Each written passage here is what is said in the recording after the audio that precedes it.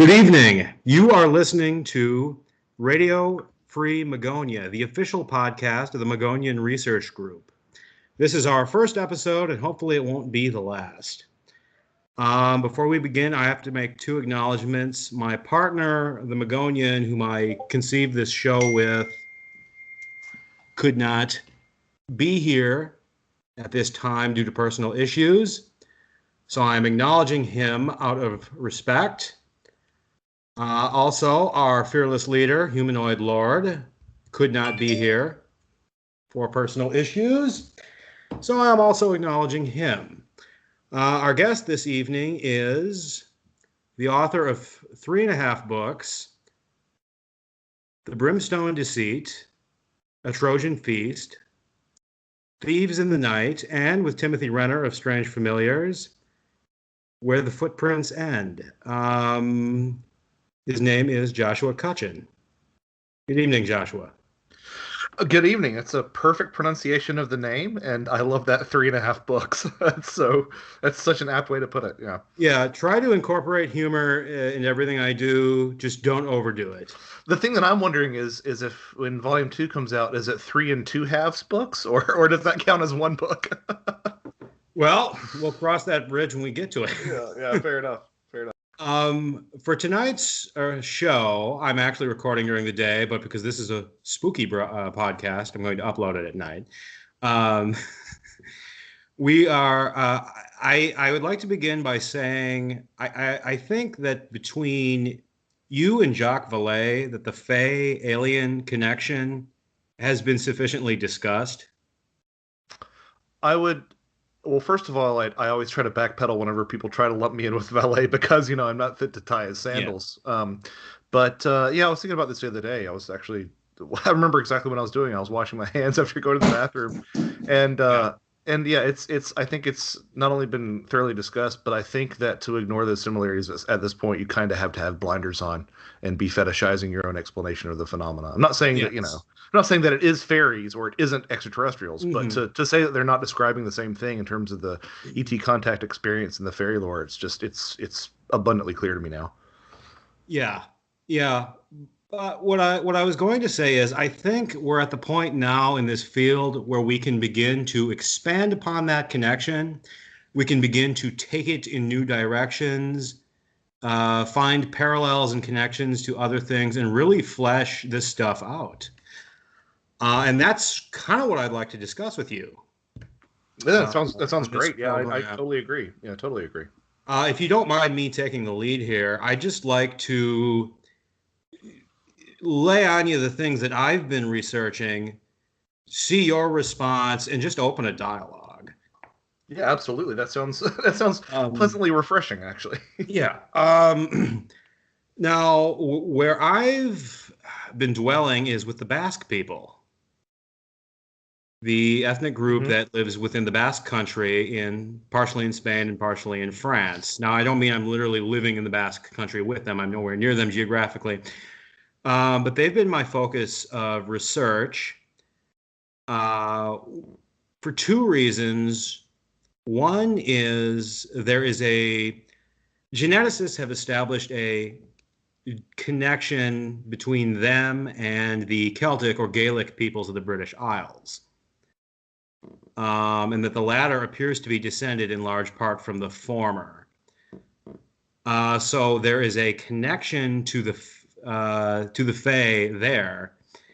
And moreover, in their folklore, which is woefully underexplored, they do have many familiar analogs, to things that we would recognize. Among them, and I do not speak Basque, so these pronunciations are going to be awful. I'm in the same boat, so you're all right. Is an entity called the Bazoan, who is essentially a wild man of the woods, similar to the Woodwazé in France or the Bogart in Britain. Mm-hmm. And he is credited with constructing megaliths. Interesting. Yeah, and that is a common motif that we should be familiar with, is various peoples attributing their megaliths, the megaliths in their lands, to non-human creatures, crediting them with their construction.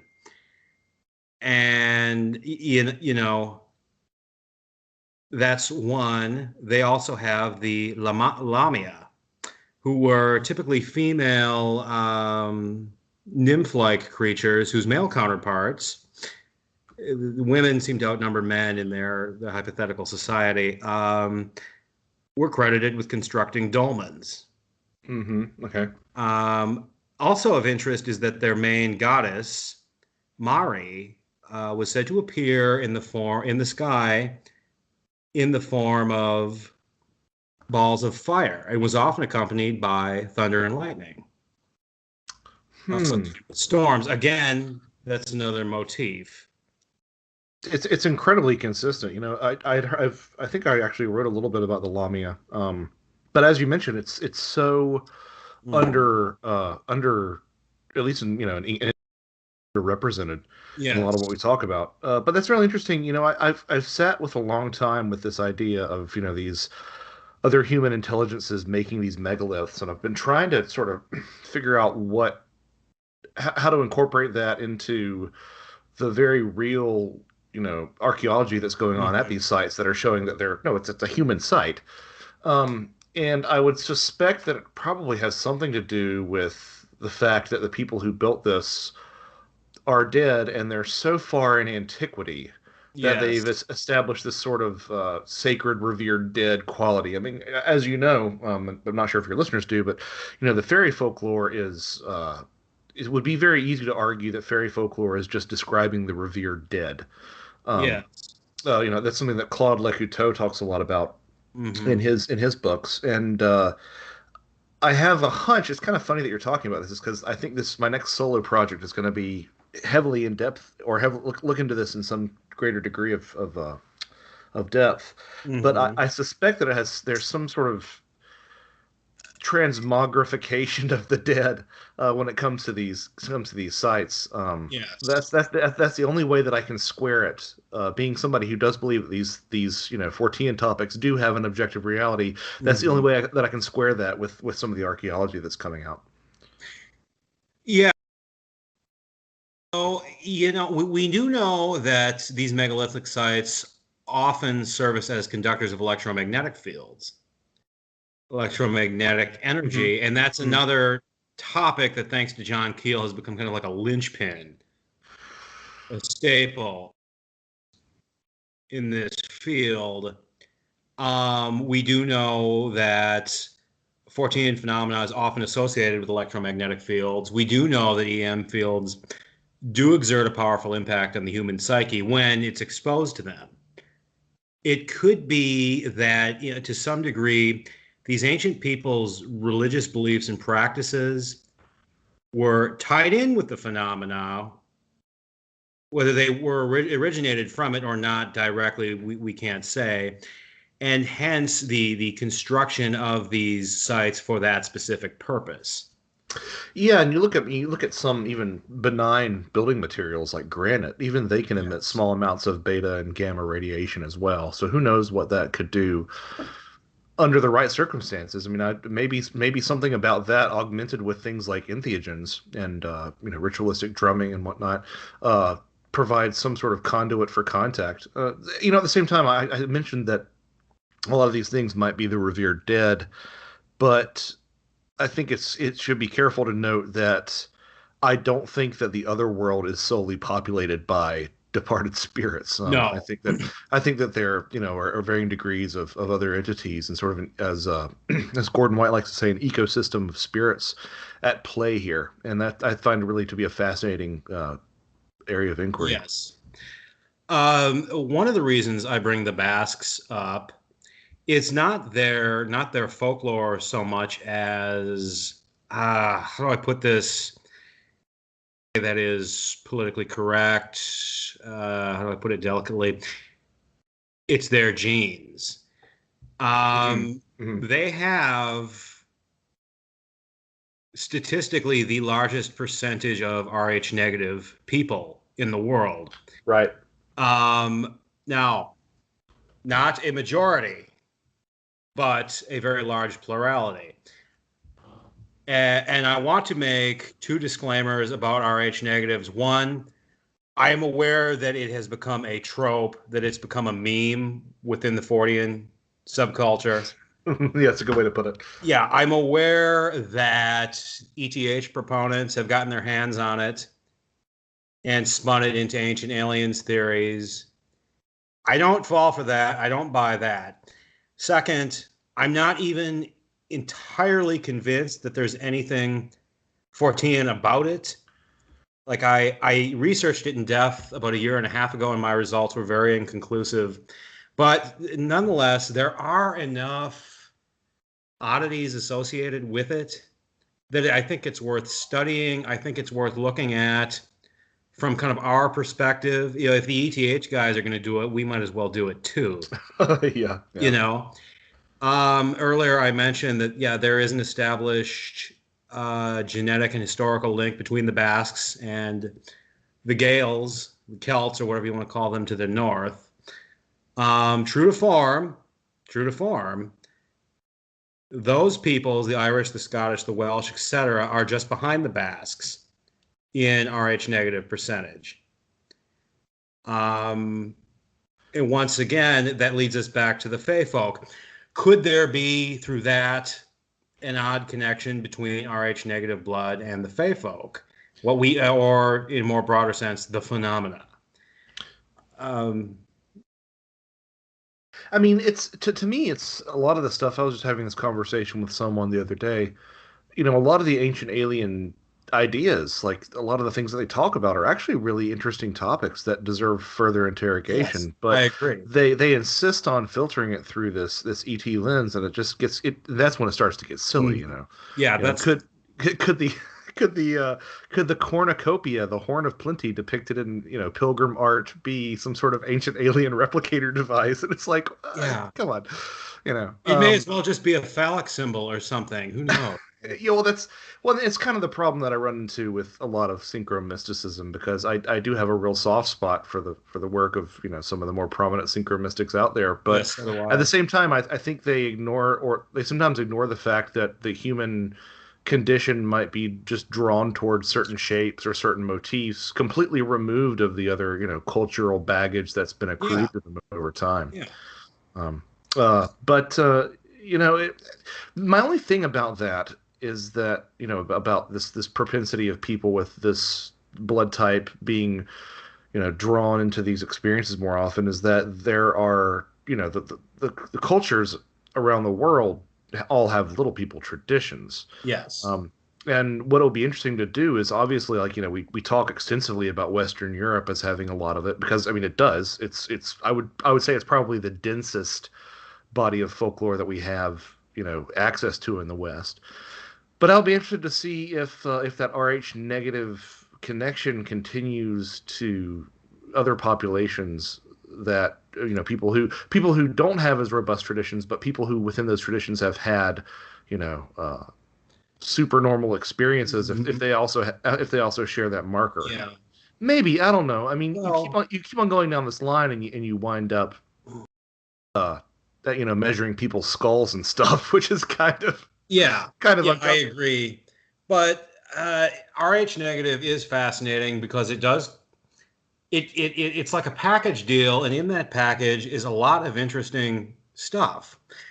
For instance, it does seem to correlate with certain anatomical abnormalities, like missing vertebrae, like having your big toes shorter than the skinny toes right next to them. Morton's foot. Yeah. Yes, or Greek toe, like having pointed inner ears called elf ears that you can't wear earbuds. I have that. Things like red hair and hazel eyes. Now, on the surface, those seem that strange, but keep in mind they are actually very rare in humans.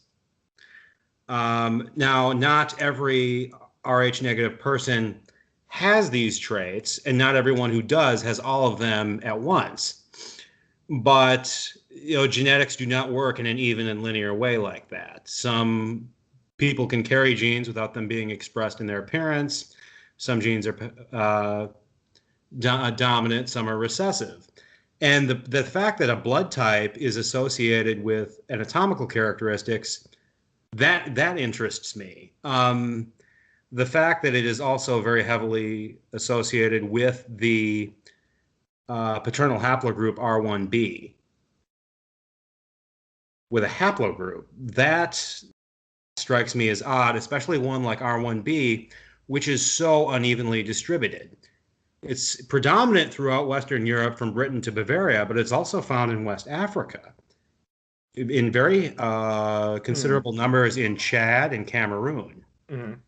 And it's interesting, there are people, Black Africans from those countries, that if you've seen them, they are Rh negative, they are R1b, and if you've seen them, you will see little glimmers of red hair on them. That to me is really cool. It's weird. It's weird.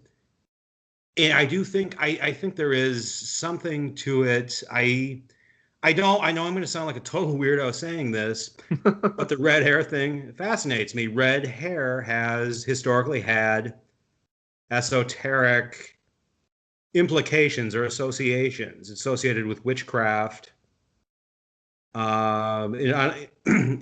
etc. The color red has alchemical significance. It represents the final stage of the great work. It's associated with gold. So, those are all connections. Am I just speculating? Yeah, but they're worth looking into. No, I think that, I think that modern quote unquote ufologists ignore things like alchemy at their own risk. If you're a ufologist and you aren't fluent in Terence McKenna's lectures or the acts of alchemy, I sort of squint my eyes a little bit at you. Yeah, it's this propensity for human beings to notice these outliers and then exaggerate them. So if you have more elfin ears, maybe that does have a suggestion. Being on the topic of blood, are you familiar with hemochromatosis? No, I'm not. Fill me in. It's too much iron in the blood, and it's especially common amongst people of Irish descent. Yes. And I actually sort of went down this rabbit hole a little bit with Thieves in the Night, but I didn't know I couldn't exactly spin it into anything worth noting upon. But I just wonder if there's some sort of connection between that and these worldwide recommendations for keeping the paranormal at bay with iron. I wonder if there's not some sort of connection there. I looked into the exact same thing. One thing that, I had discovered among Rh negatives is a tendency to be sliders, to interfere with electrical devices. Interesting. Not intentionally. And when I read about that, when I discovered that, it made me think of John Keel, made me think of, UFOs causing car engines to stall, electromagnetic waves messing with like lights, street lights, messing with devices, things like that. And I thought, could there be a connection there? Could a bit of that otherworld spark reside within these individuals' biology? Well, and to be clear, and if this is not your standpoint, please correct me, but I think what you're driving at a little bit is that this might be something akin to some people have a predisposition to be more involved with or more sensitive to these things, but it really is something that anybody can encounter or experience. Is that sort of what your line of reasoning as well? Well, my line of reasoning was basically, okay, there is an electromagnetic component to the phenomena. Whatever it is, it works partially through electromagnetic energy. Right. And one effect of that, whether intentional on its part or not, is the disruption of electrical devices.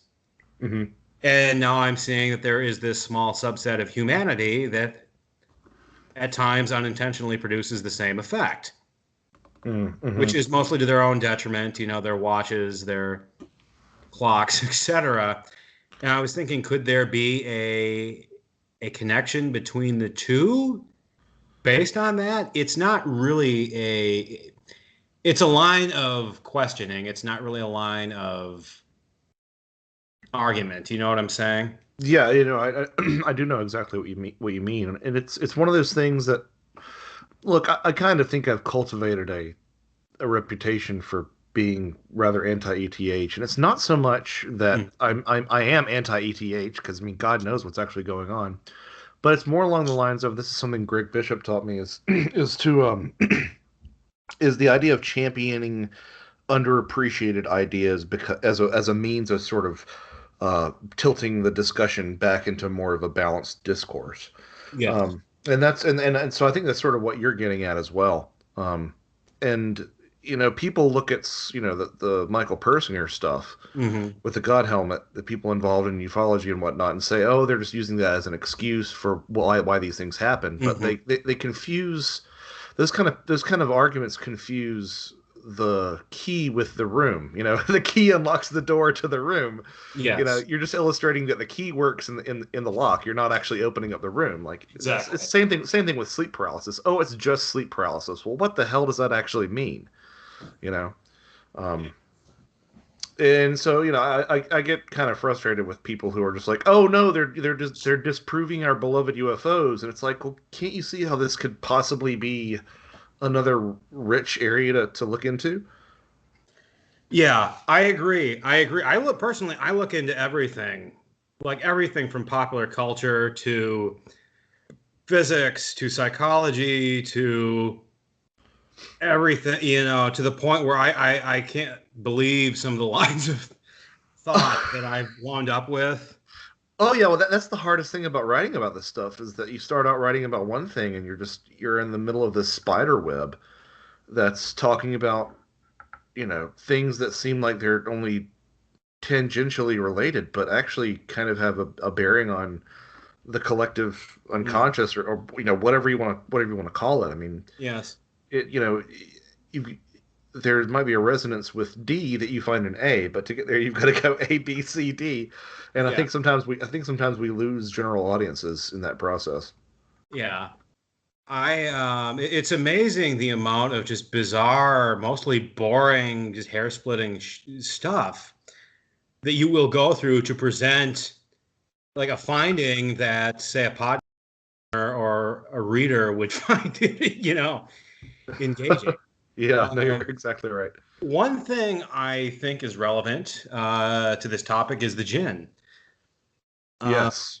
Now, the jinn have never, the connection between the jinn and the phenomena has never really received the in-depth treatment that, the Fae and others. Rosemary Ellen Guiley authored 2 books on the subject. The Jinn Connection and the Vengeful Jinn, the latter with Philip Imbrogno. So that one should be read with a grain of salt. And they're good books for what they are, but they're very basic, kind of entry level books. We know that the Jinn dovetail very neatly with the Fae, Hmm. and we Yeah. know. Oh, you go on. Oh, I was just gonna say, yeah, and I try to because somebody in some comment called me out on this at one point, so I try to make it as clear as possible. When I say that the jinn are Middle Eastern fairies, I'm not implying some sort of hierarchical, superiority of Western fairy lore over the jinn. I'm just saying that they're interchangeable. I'd be just as comfortable as saying that fairies are, Yeah. the jinn of the British Isles. It's just saying that Yeah. it's describing the same suite of phenomena. Yes, So but go ahead. Sorry. people these days are hypersensitive about those kind of things. Yeah, I've run into similar things when describing the Menehune of Hawaii. They're like, they're not fairies. And I'm like, well, no, but they're also tiny people who the indigenous population says built Yep. forts and kidnapped people. And, so it's Yes. a road by any other name smells Um, just as sweet. Yeah. yeah.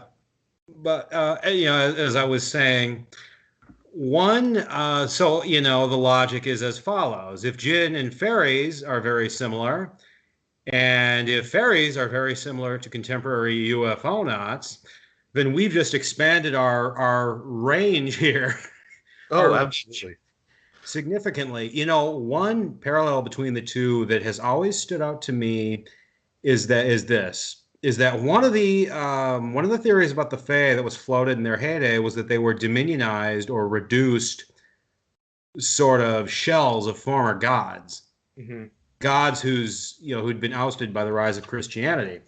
And in the Middle East, the same was said of the jinn. Yeah, I mean, and if you look at the other things, like they live in ruins. There are changeling stories that you can pick up from the Levant that read as if they came from County Cork. Like literally, all the way down to like the means for dealing with them and for retrieving your own child. They also their food is detritus cloaked in some sort of magic to appear as if it's delicious and appealing. I mean, it really is I don't want to say it's an extremely strong correlation. You mentioned Rosemary, but somebody who did a lot of work on the that gets overlooked. Yeah, Gordon Crichton. Because nobody wants to go read old Flying Saucer reviews nowadays. They want to, they want the new shiny thing. What they really want to do is watch a YouTube documentary, but that's me being curmudgeonly over here. But yeah, so with that line of logic that you said, well, if the Jinn are like the Fae and the Fae look like the ET contact experience, because I like to be clear with this, that I kind of am at the point where I separate the UFO sightings from the ET contact experience. But if you've got all that, and then you've got Ann Strieber saying, Whitley, this has something to do with what we call death, and then you have Bigfoot showing up outside of UFOs, and and you have dead loved ones seen in abductions, it's like, are we all swimming in this same ghost story soup? Like, I know it sounds reductive, and I know a lot of people will push back on that, but the company these things keep, you have to look at. For me, it's like the notion of the Fae and the Jinn as having been former gods, as having once been the high and mighty of the polytheistic faiths that were both usurped by Christ and Allah, respectively. And it reminds me of a quote from Manly Palmer Hall in his essay on the elementals, which is, let me find it here. A number of authorities are of the opinion that many of the gods worshipped by the pagans were elementals. For some of these invisibles were believed to be of commanding stature and magnificent deportment. And then there's, St. Anthony's encounter with the satyr in the desert, which Valet included in Passport to Magonia. I'm trying to recall that right now, and it's completely failing me to be brutally honest. Yeah, it's. Well, I mean, I am a mortal being and one of the inhabitants of the desert, whom the Gentiles, deluded by various forms of error, worship under the names of fauns, satyrs, and incubi. It's interesting too, is that we kind of want to separate, church fathers and whatnot from this, but I believe it was Saint Bartholomew, who is also claimed to be a changeling himself in some form or fashion. I haven't heard of that one. Yeah, the story is a little bit more complex than maybe we even have time to go into. But several saints. So it was Saint Stephen, Saint Bartholomew, and Saint Lawrence were all taken by the devil in their infancy, and in some traditions, even Saint Innocent I was taken from his cradle to a magpie's nest. So it's the same motif, reinventing itself time and time again. The devil took Saint Stephen, and he was nursed for years by a white dog, and eventually an angel said, "Oh no, you're actually a human being with this particular special lineage." So it's, I mean, of course, it's not a surprise the way that the early church syncretized, and sort of folded all these pagan deities and spirits of the land into their canon. But I do like the idea of the Fae being demoted pagan gods. Well, one thing that's always stood out to me is the consistency in behavior and the consistency in their relationship to us, their interaction with us, regardless of their ontological status, of their theological status. It's like, okay, well, they used to be gods and we had to appease them with blood sacrifices. Now we have these fae and these household spirits that we have to propitiate with food and pastries. It's like the same shit after a severe budget cut. Well, and it recontextualizes itself, just like, the UFO phenomena recontextualizes itself. And as much as we like to think that the phenomena is on its own trajectory, it really does seem to be very reactive to the culture and the time frame, that it's in. I think that, for the people who think that there's literally like a one-to-one correlation between fairies and the dead, where I think might be a good point of pushback is that there seems to be a logic inherent in interactions with the fairies that really is non-human logic, that you don't see reflected in interactions with human spirits. There's some degree of human logic in those stories that you don't see reflected in interactions with whatever these other elementals or whatever are. Yeah, one of the things that we've been dwelling on lately is cambions.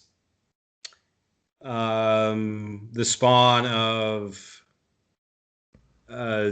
demon lovers, fae lovers, jinn lovers, incubi and succubi, human, non-human relations. Yeah. And it's interesting when you see, that reoccurring as a motif. Both the relations and the hybrid children that they produce. For instance, in Arthurian lore, Merlin was a cambion. His mother was a human. His father was some kind of underworld entity, and that's how he inherited his magical powers. We have the House of Anju was a royal family in Britain of French origin in the Middle Ages, in the early Renaissance, whose were claimed to be devils, claimed to have demonic ancestry. Their family matriarch, was said to be a kind of aquatic demon, a sort of evil nymph that their father had wed and bedded. So we see those same motifs cropping up again. And that kind of brings us back to this RH negative thing. If the ETH proponents claim that RH negative people, who I doubt support these assertions themselves. Yes, yeah, are like the half human spawn of extraterrestrials, or fully human but significantly genetically modified by extraterrestrials for some purpose. And I think if we're going to look at them at this same issue from our perspective, the cambion theory is like the closest we're going to get. I'm just saying that as a logical exercise. I'm not, well, I'm not going to take it any further than that. It's interesting that you are bringing all this up, because I had a conversation with Dara Mason Field over on his Spirit Box podcast, and he's big into Jinn lore, but also was born in Ireland, so he sees a lot of these parallels as well. Yes. And you hear these stories in the news that are often scoffed at, where people are like, "I married a ghost," or "I've made love to a ghost," and if the person in the street will laugh at that, and don't get me wrong, like a lot of the stories I'll laugh at too, because these people look like they're completely strung out and a little bit goofed up, but at the same time they fit very parsimoniously into a body of folklore that spans millennia. Yeah, I remember in 1998 the actress Lucy Liu was on like a morning talk show, women's talk show at the time, and she claimed an experience like that. Oh, this invisible presence came down and made love to me, and it was just blissful. I'd never experienced anything like it. And okay, well, that was over 20 years ago. No one seems to remember that but me. But yeah, that does fit into a motif. Yeah, and the only thing that I'd push back with the Cambio thing is that this is something else that Dara and I talked about, is that you sort of run afoul of people taking that and saying, "Oh, well, look, you have these early church fathers talking about this concept. You have similar ideas in Judaism. You have the jinn in Islam, and you have the fairies, and amongst the Catholics and the Protestants, it all must be an Abrahamic thing, and it's really." I mean, I'm not going to go over right now because I spilled so much ink in Thieves in the Night on this, but the idea of the changeling, the idea of the hybrid child, the idea of the child being abducted by the other world is not. Yeah, it's cultures that are separated that shouldn't have any contact, and the reason that I like things like that is that you really back traditionalists into a corner where they have to admit one of three things, right? Mm-hmm. They either have to admit that human civilization has been a lot more global in the past than we would ever acknowledge because there is this transaction of ideas. Mm-hmm. B, if they don't want to admit that, they have to admit that there's some sort of truth to the collective unconscious, being able to well these things up. Or C, they have to admit that there's an objective reality to this phenomena. Yeah. And any of those three things really blows up in the face of the current paradigm that we're in. Yes. In the case of cambions, it has to be remembered that whatever the stories said, that this was all narrative. This was the spin that a culture put on it at the time. If that, we know these sexual encounters happen. We can argue that there is maybe a very small minority of the population whose existence may to some degree be owed to that, or we can speculate that. But that does not literally mean that they have non-human DNA or non-human genetics. That could just be a symbolic thing, meaning they'd been altered or touched or selected from birth. Yes. By the phenomena, Slow clap for that. I mean, that's something that I've talked with Mike Cleland about. Does this literally mean that someone, you go to the grocery store and you get an apple that's been bred from two strains of apples? Is that what we're talking about here? And I think Mike and I would both agree that that's probably not what's happening. It's probably some sort of coincidentia positorum on a spiritual level. Yes. Or I say spiritual. Some people will push back on that. A metaphysical level, whatever you want to say. Even if it's just a reified metaphor or something, some sort of metaphorical level. I don't know. Yeah. As long as we're on this topic, I'm certain you're familiar with The Adventures of Peter Corey and the Golden Pube. See, now I want to see the Adventures of Peter Corey series, which it's Peter Corey and the Golden Pube, Peter Corey and the Squishy Nipple. Yeah, I want to see. Yeah, I want to see. It's interesting to me if you've read Bill Chalker's Hair of the Alien, mm-hmm. The pubic hair that was caught in his foreskin that allegedly came from this Basque, right? This bedroom assailant. Oh, here's the one thing. The DNA was human. A very rare type of human, very far from the genetic mainstream, but human nonetheless. Oh, in this one hair, there were two types of mitochondrial DNA, which indicates the presence of two mothers, mm-hmm. which further indicates genetic engineering. I'm not going to go down that rabbit hole right now. I would get my head stuck within the first inch and just be stuck there all day. Yeah. But in the shaft of the hair, the DNA was Chinese, right? Yeah. And they were able to trace that back to a remote region of rural China that is known for a very strong shamanic traditions and a very strong history of lights in the sky. Now, the DNA found on the base, like the root, was Basque. Was that Basque Gaelic sort of your markers? Yeah. Yes. So, it once again it ties.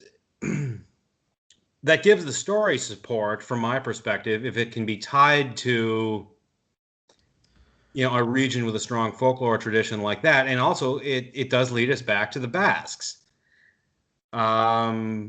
So again, that makes me think of Rh negatives. That makes me think of R1b.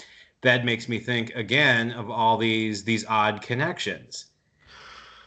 Yeah, there is a definite, very concrete, very physical, genetic, biological component to this. Well, and I think that too, what this underscores is that there is, I mean, this stuff is whatever this is, really, really cares about us. And I don't mean like in terms of a caring way, but I mean it's invested in us in a big way, you know. Yes. And it's baked into the human experience, which, I mean, if we're going to theorize that these are ET, are they this invested in every planet? Like, does every planet get this much attention from these species? That's a thought experiment I've indulged in the past. Is okay, so we've accepted that this is most likely not extraterrestrial, but what if there are real extraterrestrials on the known and unknown planets, and they too have had to, put up with this for centuries? Yeah, my favorite scenario is that they land on the White House lawn and we're like, oh man, you've been taking us forever and we've been seeing lights in the sky. We're so glad that you finally made contact. And they look at the president and go, oh, you have to deal with that shit too? Like, you know? Yeah. Yeah. Oh. But yeah, that is what we've been going over lately. What have you been going over lately? What in your research related to with footprints and or otherwise? Is there anything the public doesn't know yet? Well, I just got the layout, first pass of the layout for Footprints in Volume 2 yesterday, so I've been sort of, thinking about that. I've got another collection of essays that I'm curating about depictions of fairy folk in film. Mm-hmm. But I really want to get all this stuff out of the way so I can pursue my next project, which, like I said, really dovetails quite well with this. Really taking a look at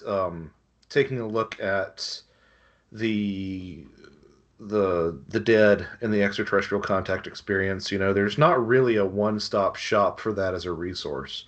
But it's something that you hear all the time, and my intuition says that it is the case, and I can think of different cases here and there where people, see dead loved ones and abduction experiences, but there isn't something that's like the most of those cases compiled and really trying to sort through that. So right now the plan is, like I said, it's kind of a little bit of ways off because I'm trying to get these other projects that are already farther along completed. But the plan is to, not only dive into that, but also I am a 90-minute drive from the Kenneth Ring archives. Yes. Which is, really serendipitous for me. And I'm going to try to see if I can't weasel my way into the collection of the communion letters at Rice University as well. I'm going to see. I haven't made any steps to make that happen. That's neat. But just to be able to go through that stuff, those texts, and find these examples of people who have had this experience, and then taking a look at that and how the soul has been depicted in classical literature, and how that combines with the fairy faith. Again, very much things that we're talking about here, trying to find some sort of reconciliation. I'm fascinated by how every culture does this, but also I am desperate to find accounts of the first people who laid their eyes on burial mounds here in the U.S. Yes. I would love to. There's got to be some account of some Irish immigrant who came, who turned a corner in a forest and saw one of these things and was like, oh hell, it's a fairy mound, And I want to find that person saying that because these obviously are sacred sites and some of them are burial sites, so that ties into the concept of the dead too. So, a lot of my books are just me trying to work out the way that I think about these things. That's what Thieves in the Night was. How do I reconcile this robust hybrid mythology with these older stories, if indeed you can make a one-to-one correlation between fairy folklore and the alien contact experience? How do you reconcile that, Josh? Are there points of comparison? And I knew that there were because some people have talked about them ad nauseum, but I just wanted to see how much you could pull out of that in terms of the detail involved. Yeah, it's interesting the connection you bring up between it and the dead. I assume you've read Dan Mitchell's Harlequin. Oh, this is the creepy Harlequin that would sneak into his bedroom at night and yeah. I hadn't even put that together. I hadn't even contextualized that within this, but that's a. I can see how that could fit into this as well. I read both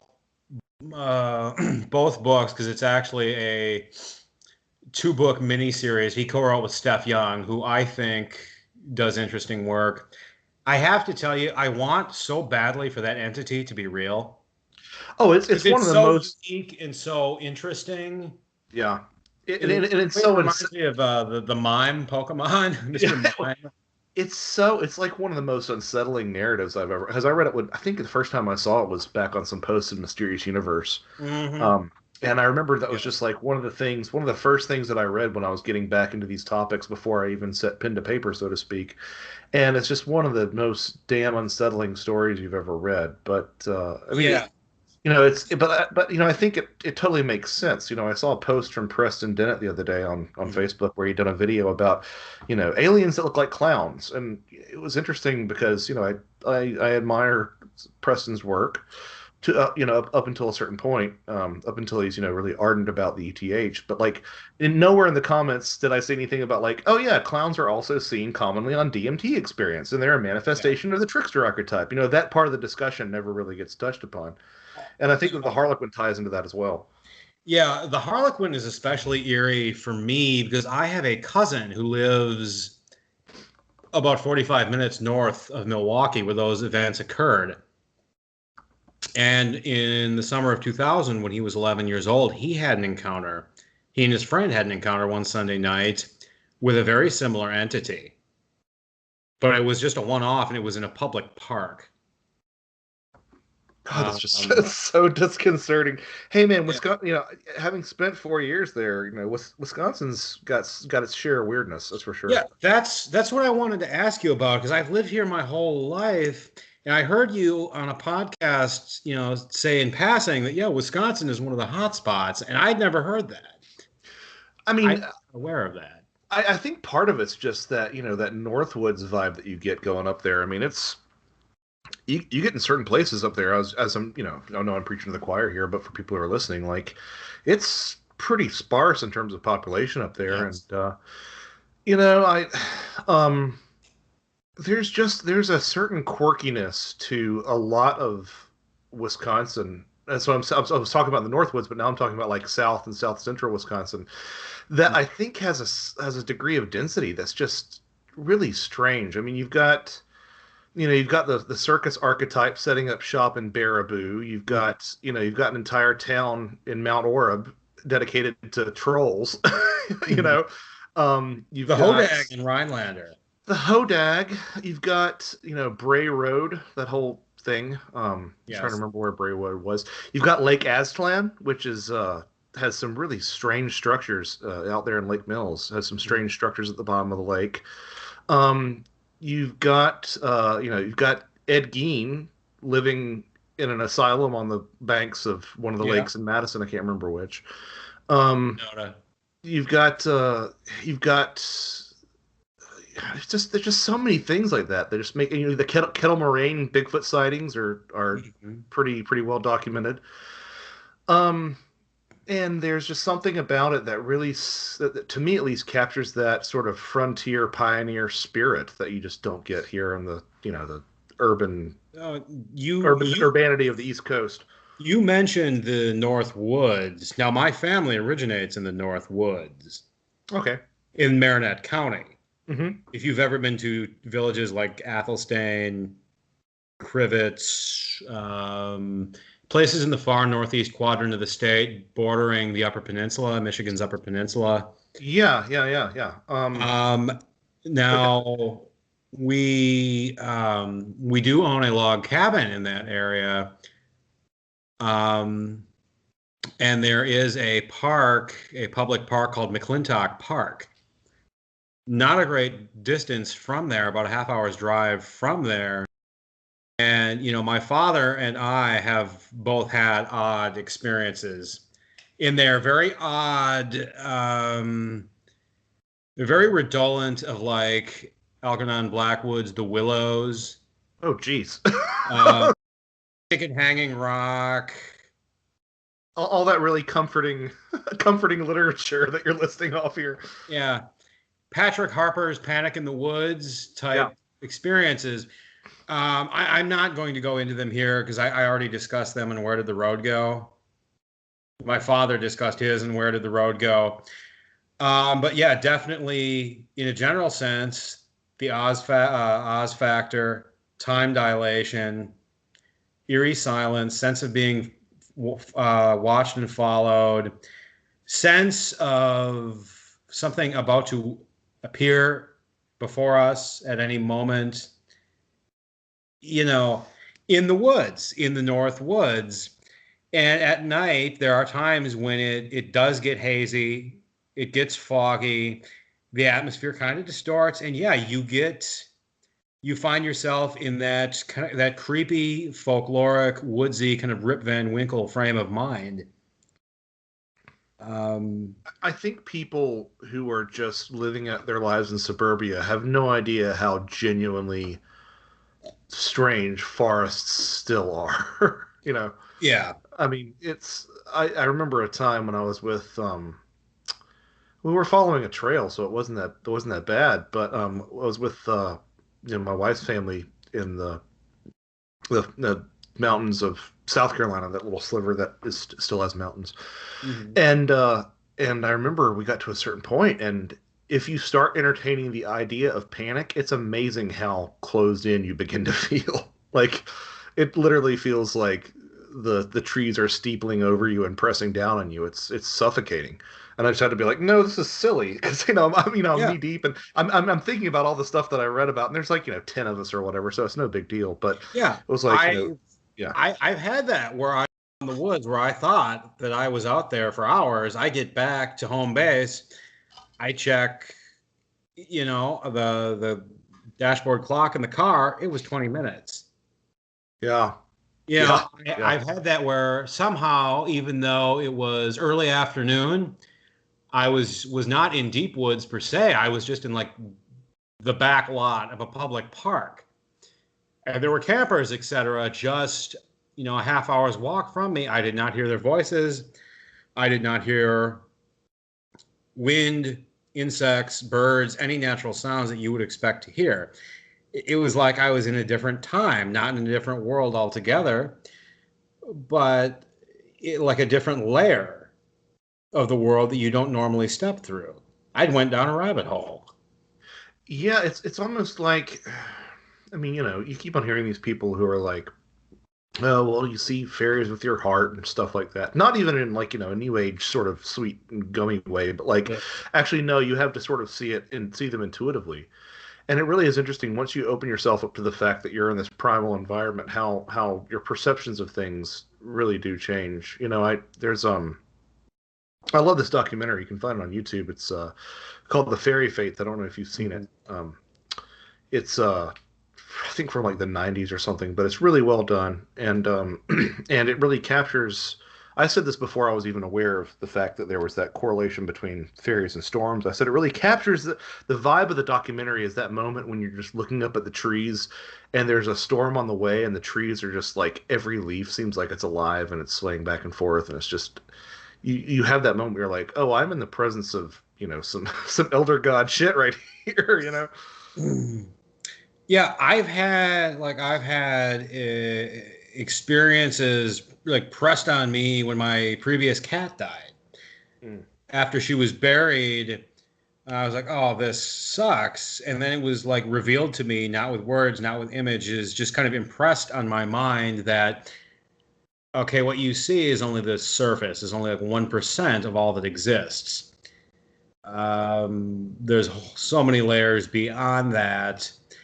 This cat was never yours to begin with. This cat was a creature of, this environment, and she's returned to that. And then I just kind of looked up at the tops of trees in my backyard, and this is in my backyard, a suburban neighborhood. Right. I saw a bird fly by. The only bird I saw that day, the only bird I saw all weekend. Just very odd to see it appearing there, and it just kind of hit me oh, okay. And for one brief moment, I got this glimpse, not a visual glimpse, more. I can't even really describe it, and then it faded. I don't know.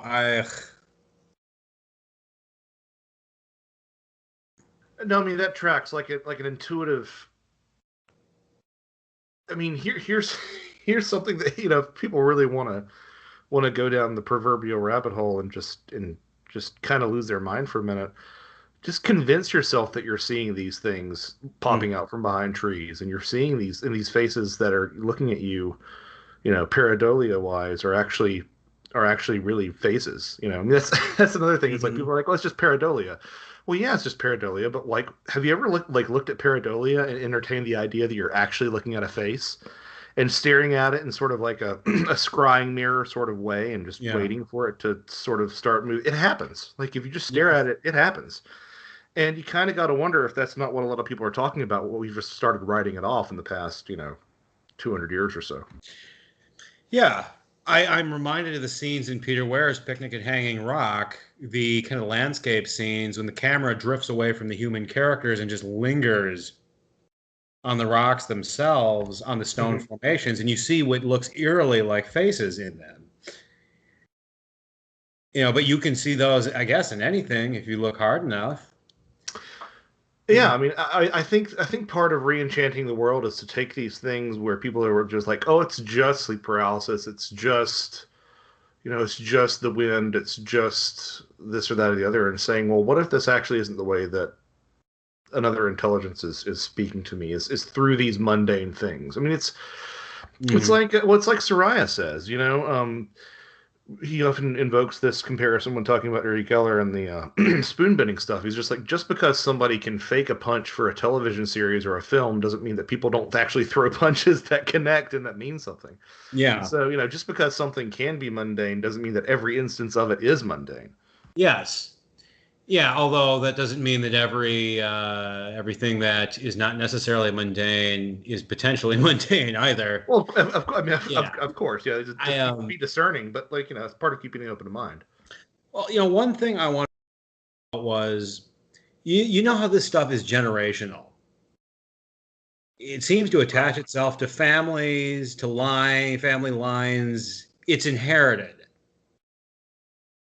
It's passed down, and one of the reasons we strongly suspect that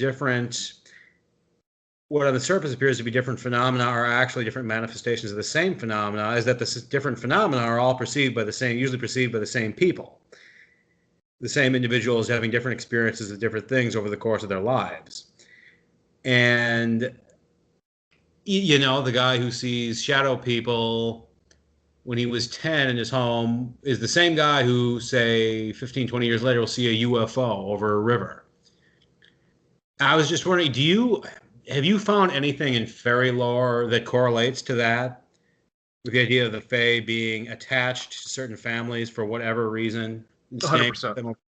Like 100% explicitly, even. Okay.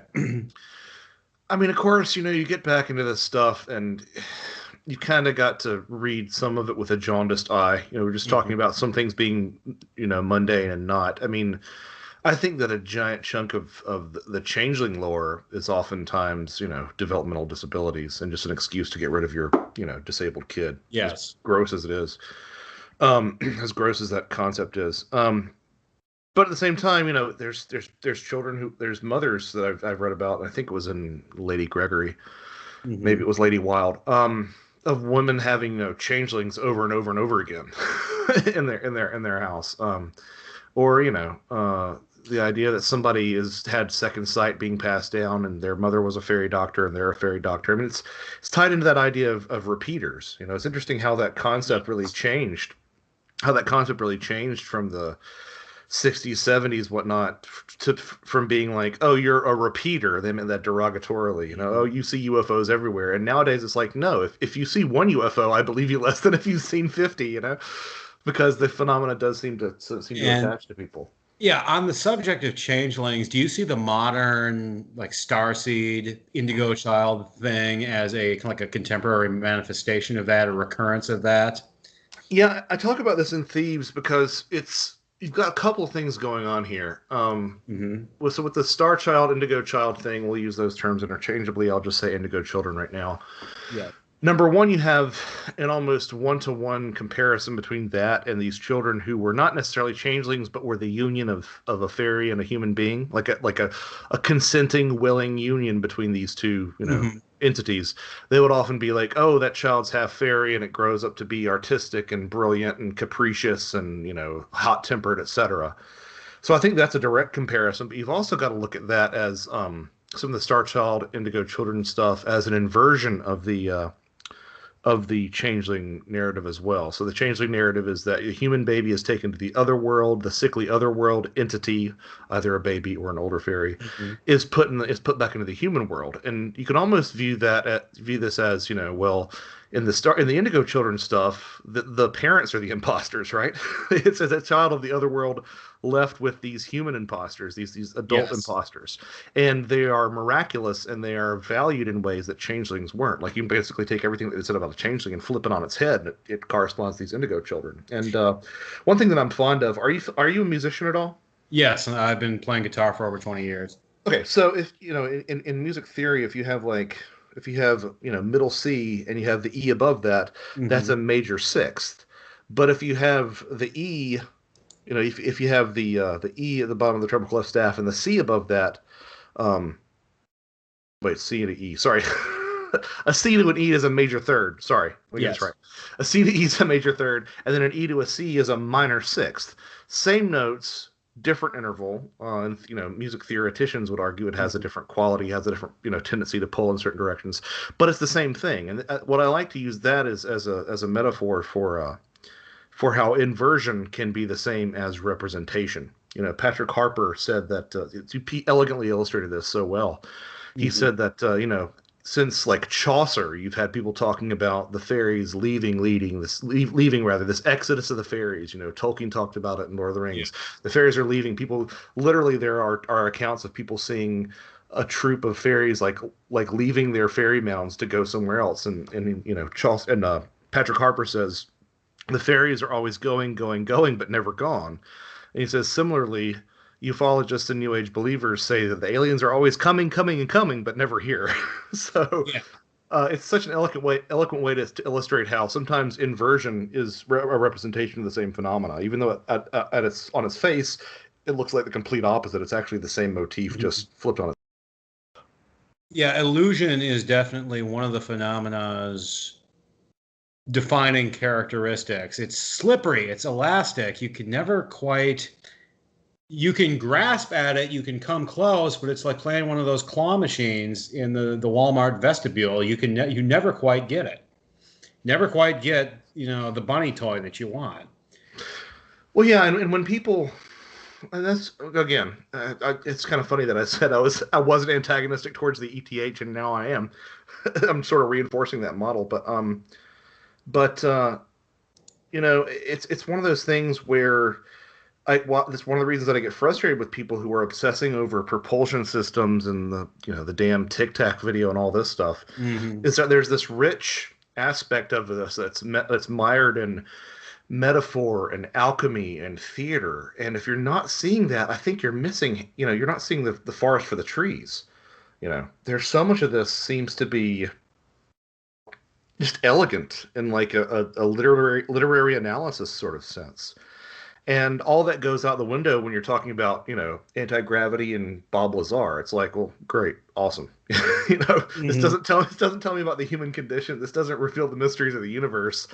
It's just a bunch of little green, scientists coming down. It kind of seems boring to me, which is a weird thing to say for a lot of people I Yeah, know. if they were that interested in human biology, they could have figured everything out with just like a small handful of abductees representing a cross section of the population.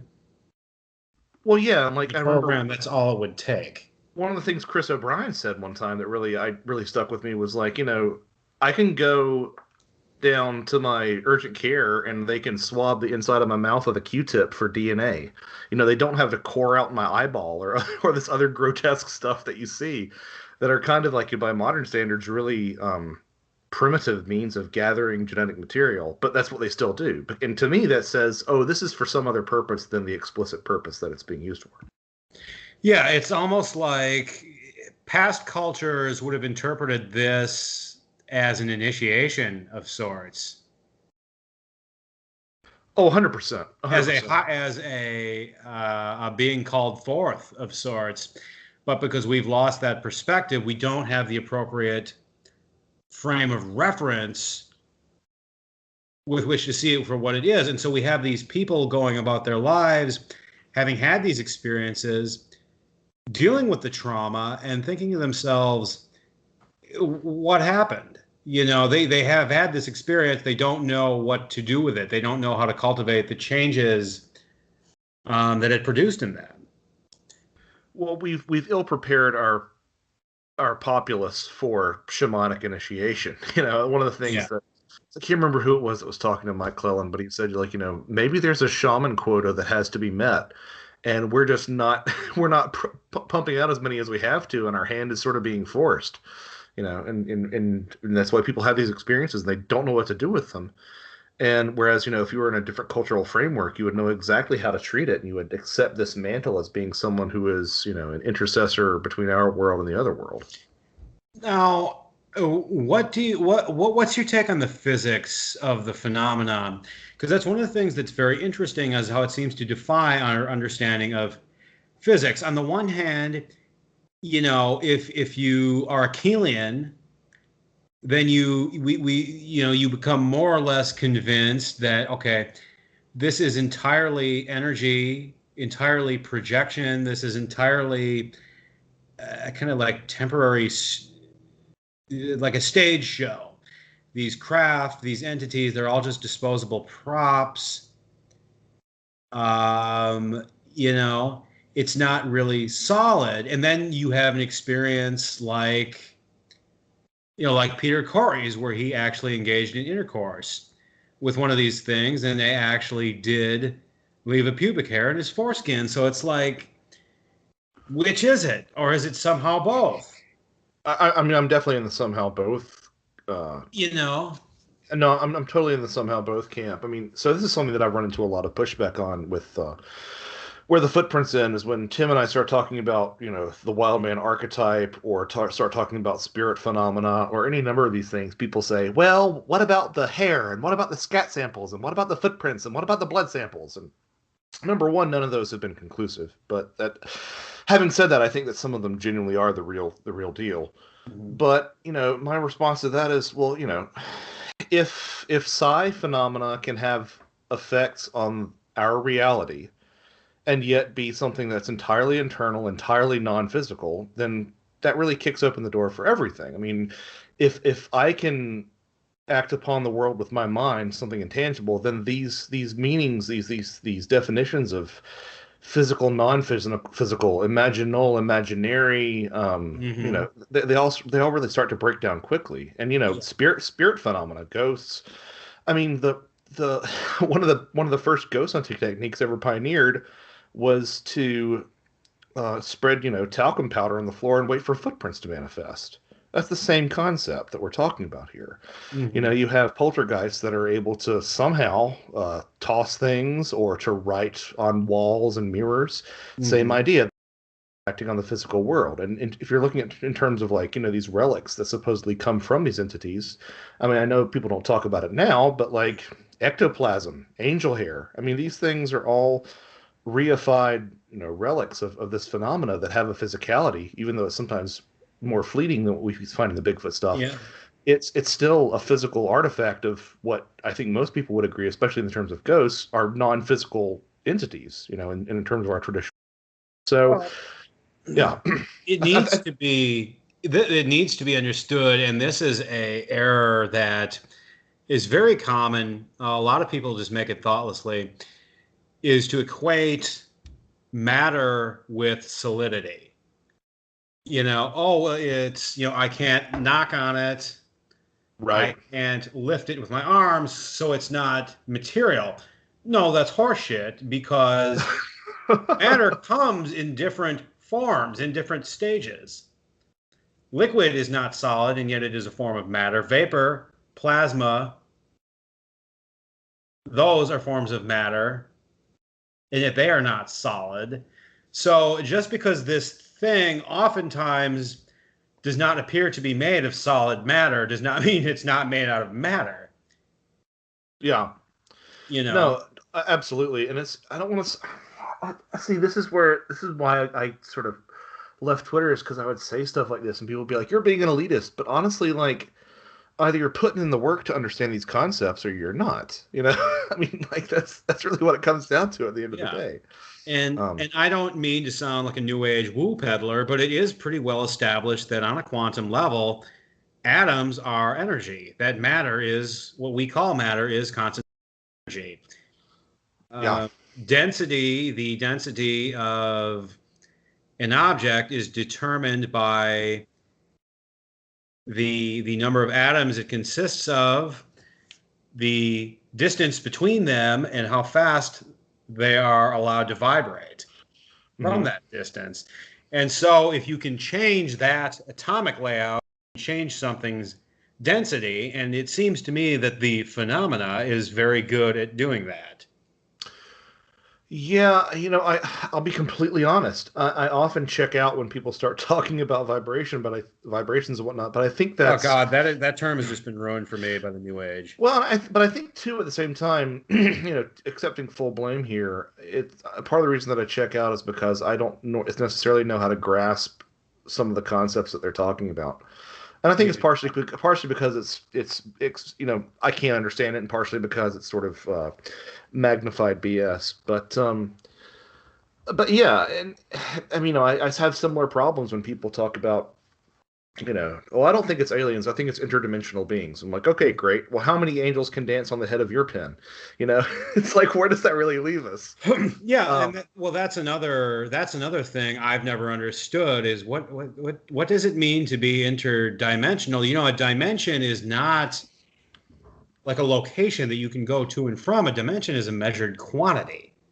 It's a property of something. Are you familiar with carpentry? Talking about cuts of wood, the length, the width. Yeah. Those are the dimensions of any particular piece of wood. You can't. So what does interdimensional mean? What does it mean to go from something's length to its width? Well, and then I think it's silly to say that this is spirit phenomena, but no, it's interdimensional. It's like, well, a rose by any other name is going to smell just as sweet.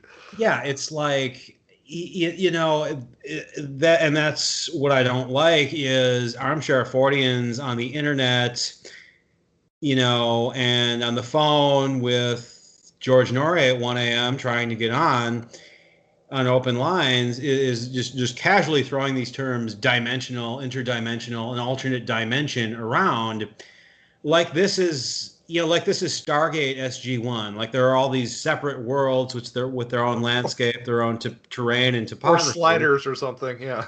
Yeah. And there are like interdimensional gateways or portals linking them. Like no. And then they always try to attribute this to John Keel, but that's not at all what John Keel believed. In fact, he believed the exact opposite of that. He believed this phenomena was from right here. World, just from a layer of it, a kind of onion-like layer of it that we don't normally perceive. Just like how the microscopic realm is always there all around us, we just don't normally perceive it. But no one would call that another dimension. Yep. I mean, and you saw some people. I mean, this is something I learned relatively recently, and I guess I should have known it. But you've seen people in these topics, sort of embrace that aspect of the concept. Apparently, part of the reason that fairies were diminutized in theosophy and whatnot Mm-hmm. is because of the invention of the microscope, and that's sort of where people were like, oh look, there's a hidden realm that's tiny that we don't see, which I wasn't really aware of that connection until someone pointed out to me recently. So yeah, it is frustrating because people do tend to they talk about dimensions Mm-hmm. like the 9 realms of of the world tree or something, Yes. and it's so hard because the well has been so poisoned by the New Age community, and as a Christian myself, I can say by Christians as well that either it's super elaborate and goofy, or it's this reductionist uh, duality of good and evil, and they don't realize that, like, no, what if we are dealing with something that's much more akin to an ecosystem where you have a bunch of different things, and as Gordon White likes to say, a shark is neither good nor evil. A shark's just going to shark. And Yeah. if you don't interact with it in the right way with the right protocols, it's going to eat you alive. And I think that that's a really prescient way to look at it. But again, I say that with full knowledge that, like, I'm applying words to these things because language is limiting, and I'm applying words to these things that have their own connotations and their own meanings that really fall short of describing what we're actually dealing with. I have that sort of self-awareness too. I mean, Yes. Yeah, at times we're limited by language. We can't really escape language. Language, it enables us, but it also constricts us. the best and worst tool ever invented. Yeah.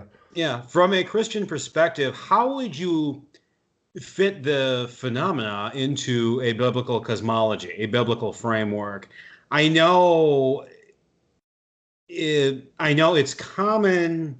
I hate to use the term fundamentalist because that's often just used as a pejorative for any Christian. But it's common for certain types over the years, like what's his name, John Whedon and Joel Ankerberg, Mm-hmm.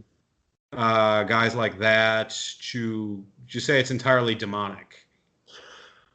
Yeah, I mean, you asked me that question, and I'm not sure if I'm going to be intellectually honest enough to say that I'm not sure I have an answer at all. Um, the way that I sort of reconcile it in my personal belief is that, there's a capital G God Mm-hmm. who a man named Jesus Christ was speaking through and had Mm-hmm. a part of the divine in him. And then, everything else is once you get past those two things, everything else is subservient to that. It's sort of Yes. the way that I personally, now I wouldn't write about it that way. And I'm not seeking in that way. That's just my truth that I have to get through this, Yeah.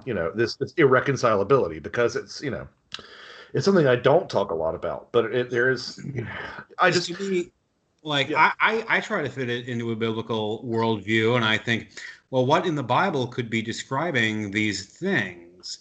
Yeah, the closest thing I could think of was the quote, the sacrifices the pagans offer to their idols, they offer unto devils, perhaps powers of Yeah. I principalities, mean, in high places, it's the most supernatural book ever written. spirits, The number of powers of the air. well, the number of people who want to talk about, oh, we can't do sigil practice because that's not biblical, and we can't talk about spirits because it's not biblical. I just don't think they've really read and and internalized the the Bible. I don't think they've realized how weird the Bible is. Um, Mhm. and yeah, so having said that, I do have a magical practitioner streak within me, and Yeah. I yeah, I don't know. I mean, I'm saying this, and I really do love the idea that the fairies are demoted pagan gods. I mean, so you ever have this thing where this is something I stole from Patrick Harper, and he says he didn't write it, but I found the quote where I kind of lifted from him and recontextualized it. I like how fiction can be the truest thing you've ever seen or read or heard. Yes. So, like, there can be you know a story about someone's marriage falling apart, and the characters aren't real. These events didn't really happen, but it can be like the truest depiction of a marriage falling apart that you've ever seen on that sort of archetypal level. And like sometimes honestly, man, sometimes I look at the world through, a Neil Gaiman American God sort of perspective, I think that, I would argue that a lot of Neil Gaiman's ideas aren't his in that sort of Jungian sense. The ideas find him more than he has ideas. Yeah. Because some of them just ring so damn true. And I think that's a model that I really kind of could see actually working, where, you have like this cross-cultural international pantheon that is almost egregorically feeding off of people's prayers and, vying for superiority and attains its own consciousness. I know that's silly because it's a work of fiction, but at the same time, I think it's a model that's pretty parsimonious. Yeah. Yeah, I find that in fiction from time to time. Are you familiar with the novel Ghost Story by Peter Straub, published in 1979? Yes, barely. Yeah, and it was made into a film adaptation in 81. That one is interesting in that the title is actually misleading. The antagonist in it is not a ghost, is not a human spirit. It's a shapeshifter that this group of men first encountered in their youth, who at the time it was taking the form of a young woman. But it's explained throughout the novel that her and her kind are the ones responsible for various folkloric entities and creatures, known to mankind throughout history. Basically, Achillean ultra-terrestrial. And who knows? He wrote it in 1979. For all I know, he may have been nicking ideas from Keel, from Valet, and others, Yeah. And then it turns into like this Sapir-Whorf hypothesis-ian sort of, which is defining which? Is reality defining these ideas, or are these ideas defining reality? Or is there a little bit of both going on? And see but here's the thing, man. These are the questions that you don't get when people are talking about propulsion systems and anti-gravity and like torsion fields and all this stuff that just puts me the hell to sleep. Like, these questions are a lot more interesting to me than any of that. Yeah. Yeah. But you can't blame them for having those assumptions, because that is the form that the phenomena take. That is the form in which it is covered in most of the entertainment industry and the mainstream media that most people passively get their understanding of things from. And that, honestly, that is on the surface what it appears to be, is extraterrestrial visitors. So I don't blame people for going down that route in their thinking. Yeah, in some ways I don't, but in other ways I view it as them just being a slave to the materialist paradigm. They can't even entertain some of the things that we're talking about because they're under the thumb of this reductionist system.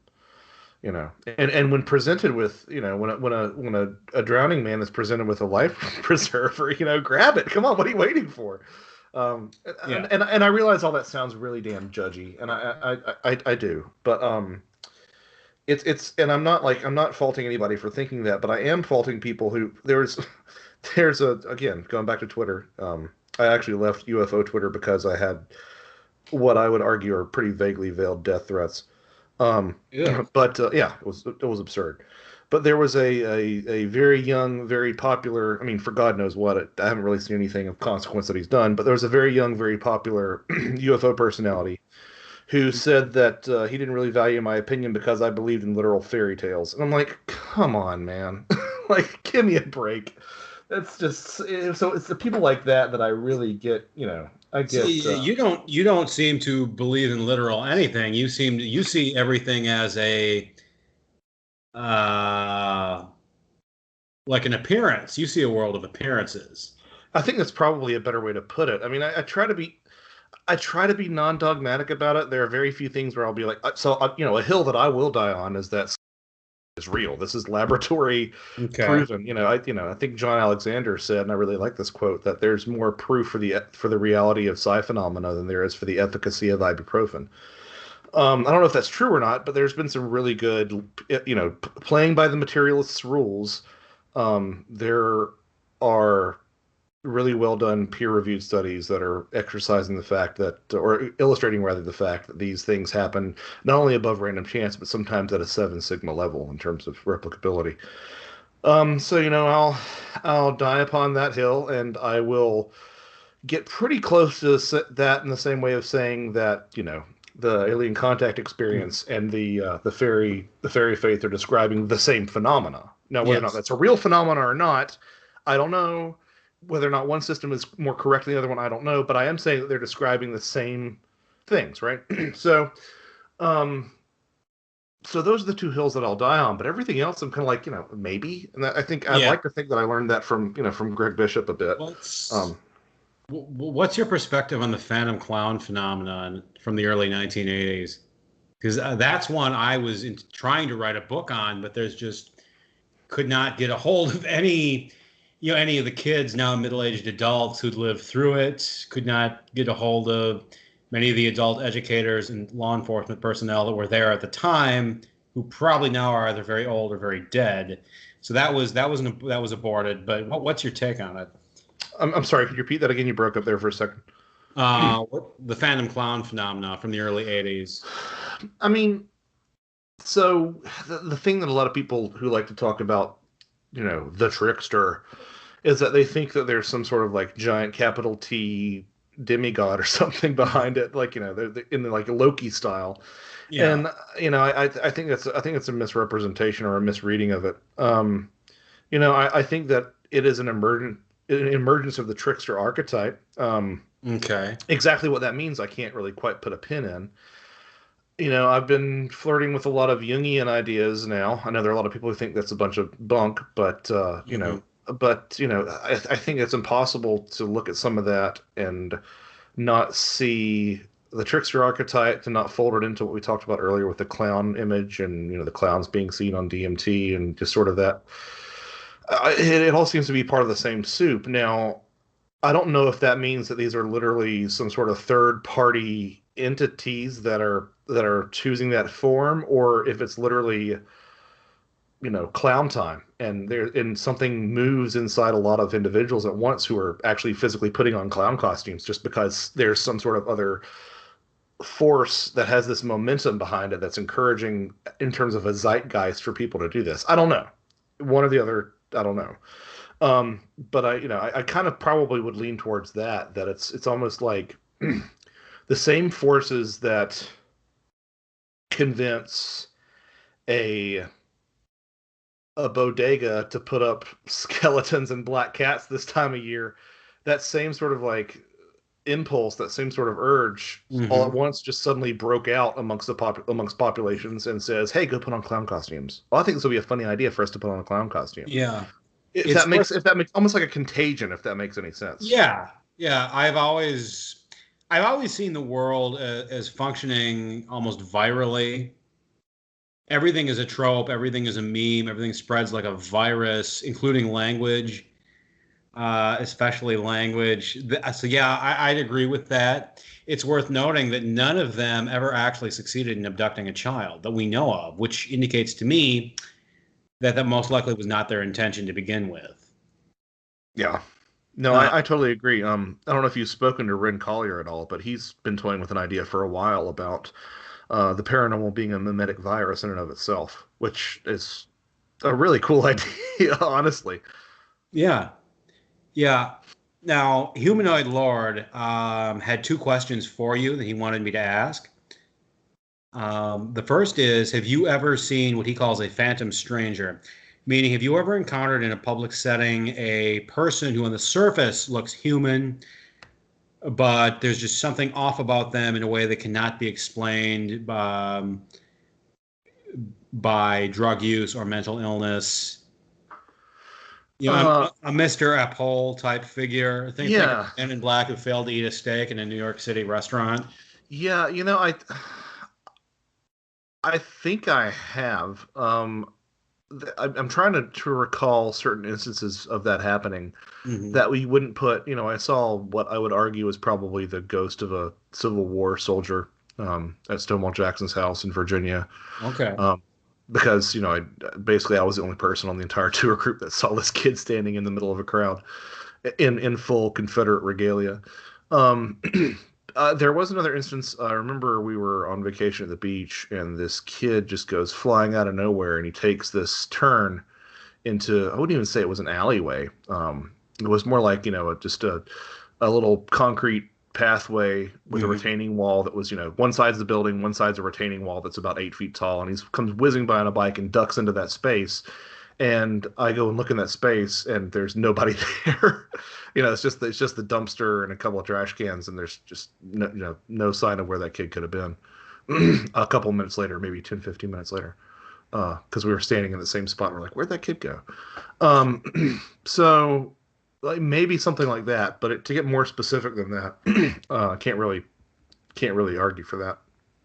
Okay. The other question he had was, have you ever experienced anomalous transmission? Meaning, have you ever came across a website or a video or something on television in the dead of night that you were never able to find again? It's almost like it didn't really exist. Like it was just a temporary, like a makeshift disposable thing that the phenomena just kind of whipped up quickly and then discarded after you'd seen it. I can think, again, I'm trying to think of specific examples. The closest things that I can say that I've experienced like that have been sort of Mandela effect type stuff, which I really don't know what to make of that whole thing. Because I have some pretty adamant memories about some things that were proven true later, and not just like incidental things like how do you spell Flintstone or Berenstain. By the way, I remember it both the ways that people accept it now.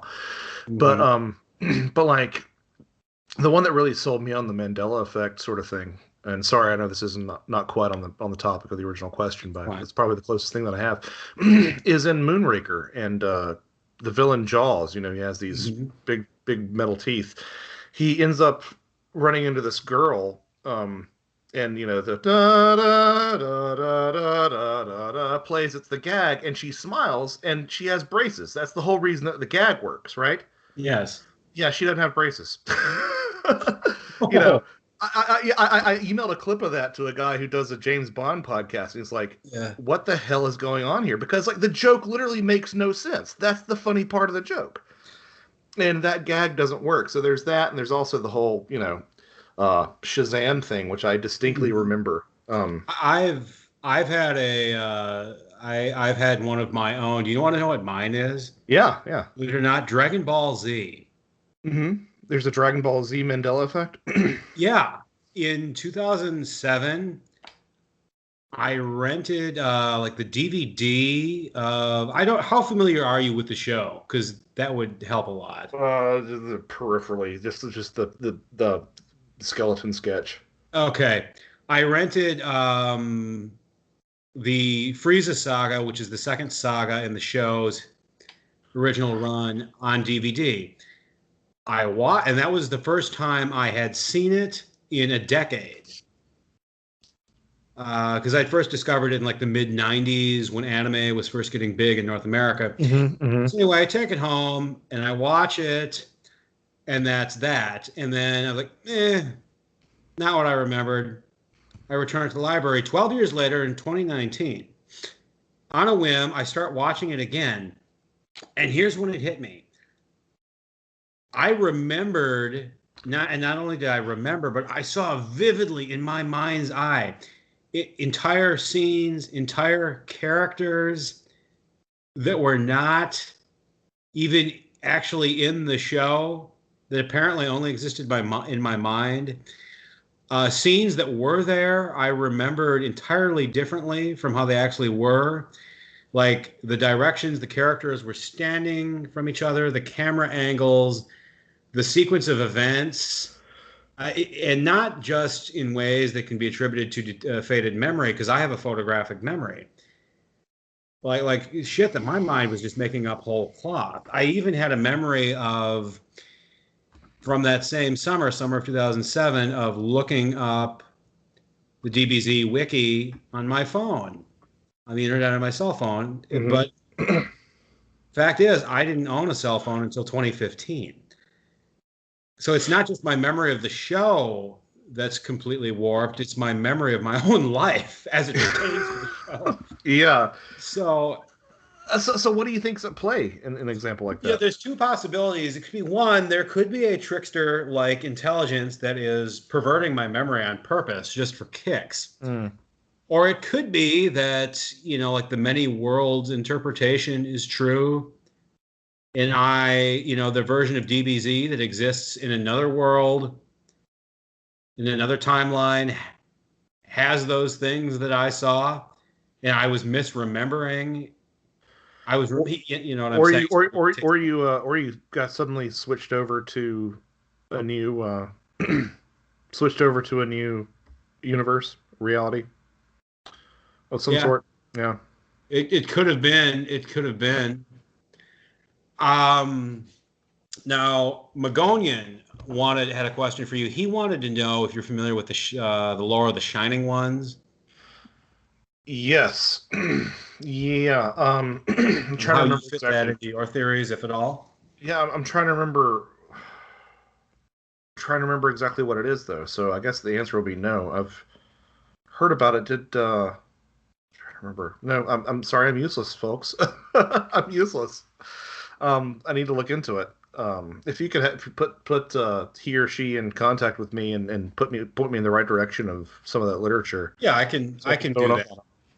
Yeah, so I could throw it up on it.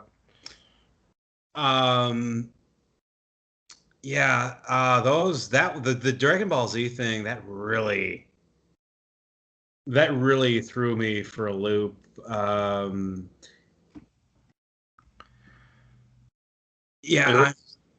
a strange one. I was wondering, what is one of my favorite Fortean entities is the red-haired hitchhiker, Phantom Hitchhiker of Route 44 from the Bridgewater Triangle in Massachusetts, which is he's kind of a forerunner to the Flannel Man, except the legend of him goes back to like the late 60s, long before Timothy Renner began popularizing the concept. Once again, it's just like an average height, average build dude with red hair and a red beard and a red flannel shirt. There's definitely a theme there. Yeah. Yeah, just standing on the roadside, at times glowing pupilless eyes. He does not speak. And his behavior is more akin to that of a malevolent spirit than really like a human ghost. Appearing in in one incident, he appeared in a woman's passenger seat as she drove by. In another one, he appeared in like the back seat of a couple's car and then disappeared. Other times he'll just walk out in the middle of the road, causing them to hit the brakes and freak out, and then he'll disappear conveniently. Other times he had done that, and then he disappeared, towards this young couple. The husband stopped the car, and he went outside to check on something, see what had happened. Meanwhile, his wife turns on the car radio, and it's this mocking laughter coming through the car radio. Things like that. Mocking laughter just heard in the wind, heard in the air as people are driving by is common. Like, what would be within your paradigm that you've assembled in your research, how would you categorize that? Are there any analogs that you can find? Well, it's really interesting. No, it's really interesting.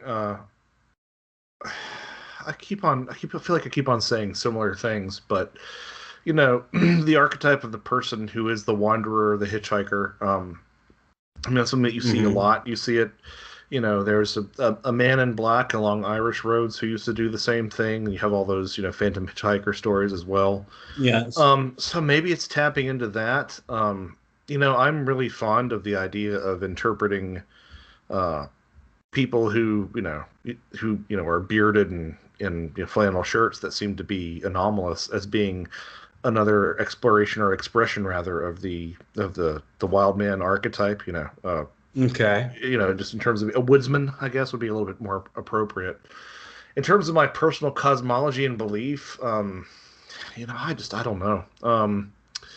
I have a tendency to think that it might be something that's manifested.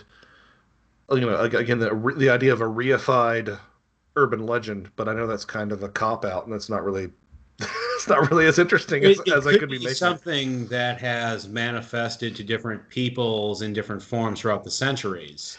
Yeah, I mean, the question is, what are we really seeing here, and are people seeing the same thing that's described completely differently? Like, another Bridgewater Triangle has stuff like giant snakes. Like, is the thing behind the red-headed hitchhiker and the giant snake the same thing?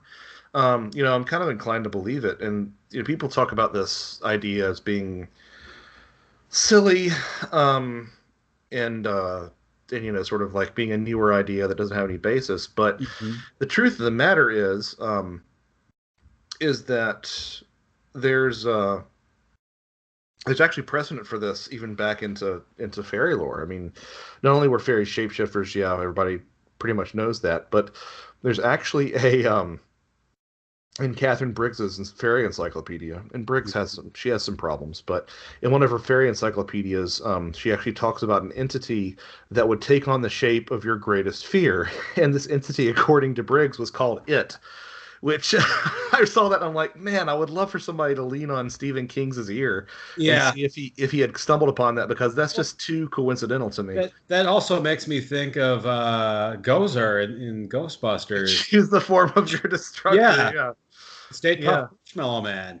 I mean, so yeah, I get the idea. I mean, I get the criticisms that that's something that's not really grounded in reality, but at the same time, it's an idea that's grounded in folklore pretty strongly.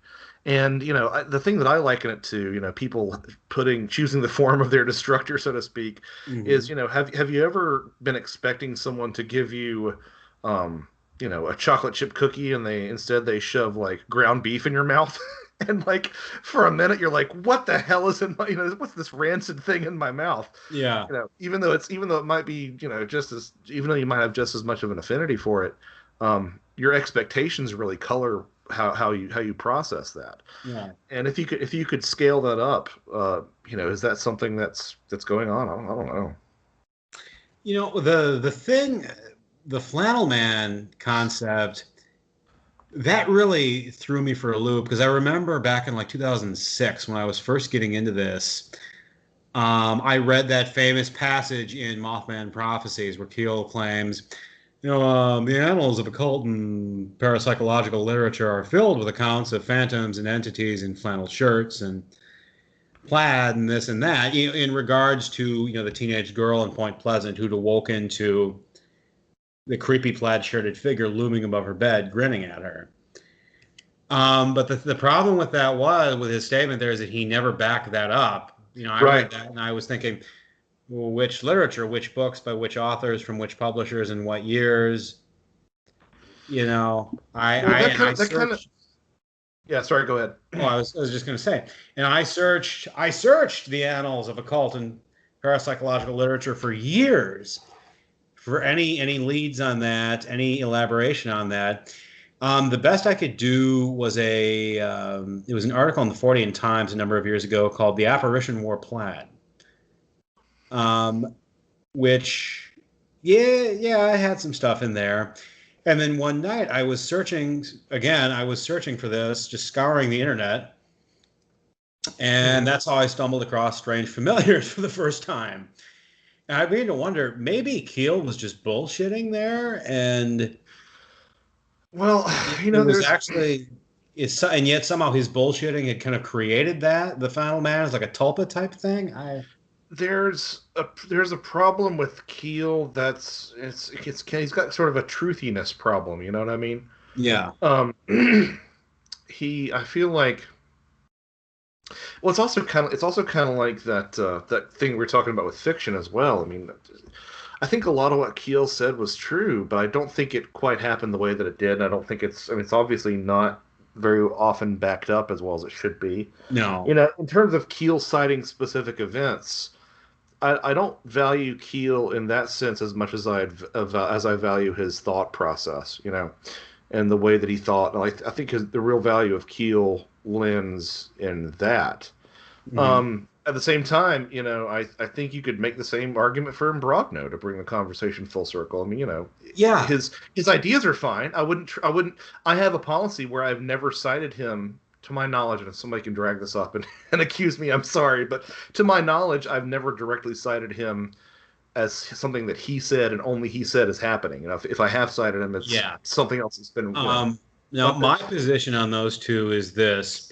I don't think Keel ever lied. I don't think he ever hoaxed or even exaggerated. I think he was just kind of intellectually excitable. That's a good way to put it. Yeah.